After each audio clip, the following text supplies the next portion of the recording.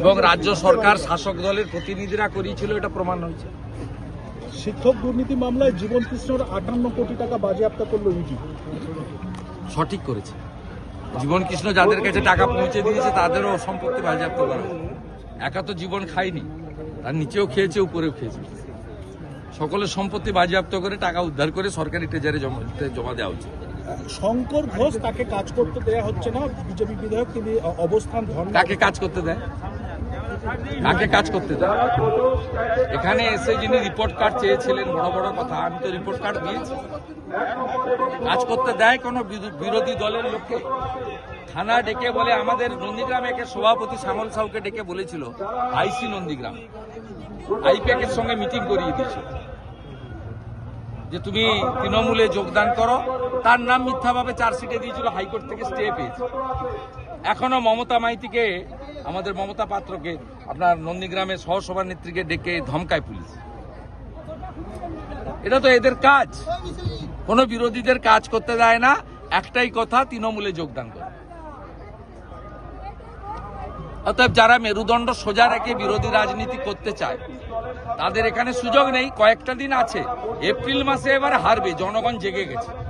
হিন্দু সমাজ আজকে যেভাবে দেখলেন রাস্তায় নেমেছে, আমরা তো গাড়ি দিয়ে লোক আনিনি, এতজন এসছে, এরা প্রসাদ দিতে পারবে কিনাও জানি না, কিন্তু আজকে কিভাবে মানুষ বেরিয়ে এসছে হিন্দুত্বের টানে।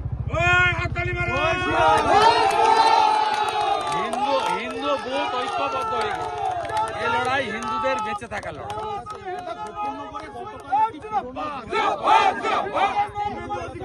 উনি আসামি ছিলেন, উনি জানেই না, ফল জানে না।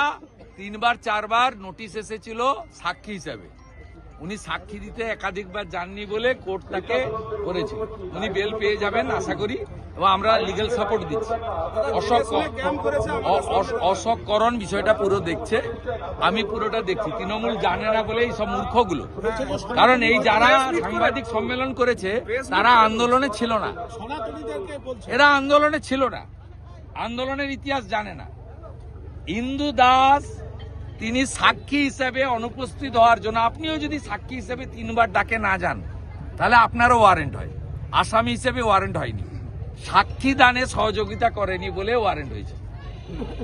বিএলও পেয়ে যাবে, এবং ইন্দু দাস আমাদের লোক, আমার সাথেই থাকবে। ভুল জায়গায় হাত দিয়েছে। নন্দীগ্রামে কিছু হবে না, নন্দীগ্রামে কিছু হবে না।